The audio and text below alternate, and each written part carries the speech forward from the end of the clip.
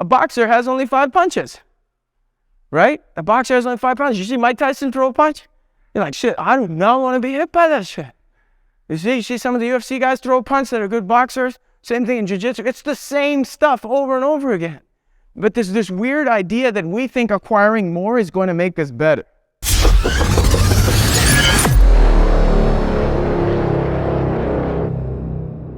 See, people think that martial arts is in learning like a shit ton of combinations. That's crazy. You see what I'm saying? That's crazy. You watch every UFC fight, every boxing fight. How do they end? With the exact same combinations, right? So why are we making crazy combinations when we can't properly pull off a jab and a cross without our own mechanics of it? Does that make sense? For me, my practice is always simply to simplify. And I'm doing exactly the same thing today that I did before. Is working on my body mechanics, working on relaxation. Where's everything coming from?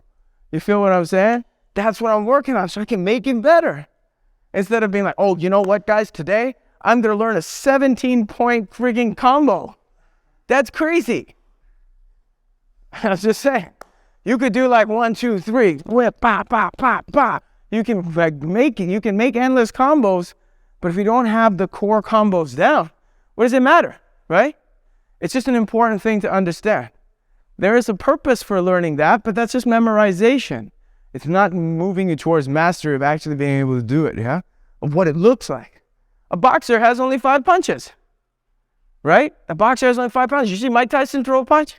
You're like, shit, I do not want to be hit by that shit. You see some of the UFC guys throw a punch that are good boxers. Same thing in jiu-jitsu. It's the same stuff over and over again.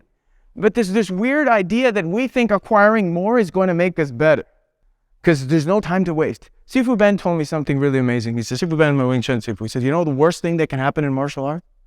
The worst thing that can happen in martial arts, if you've not received the truth and you've practiced something for so many years and you wasted time.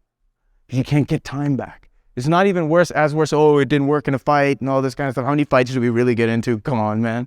And if you are getting in fights all the time on the street, you have something else to discuss and somebody to talk to. You follow what I mean? But you can't get your time back. In 3 years, you should be gangster. In 3 years, if you train the proper way, right? So if you look at a lot of MMA fighters, there's some MMA coaches in here, raise your hands. Sir, you're an MMA coach, right? How quickly you get them into fighting? 1 year? How about you, sir? Yeah, 1 year sometimes. 1 year sometimes, right? But you're not holding them on for 10 years. That's what I'm saying, right? I'm teaching them you're going to get the secrets in 10 years when you earn it. You're telling them, hey, you're going to get ready to fight maybe a month, a year, 2 years, whatever it is. Your preparation process, every individual is different. But you're training them for what's going to work. You feel me? That's where we have to start. But then here's the beauty of martial arts. You got a lifetime to study everything else. Right? But let's start on like making it work for you first. But that's an understanding of yourself.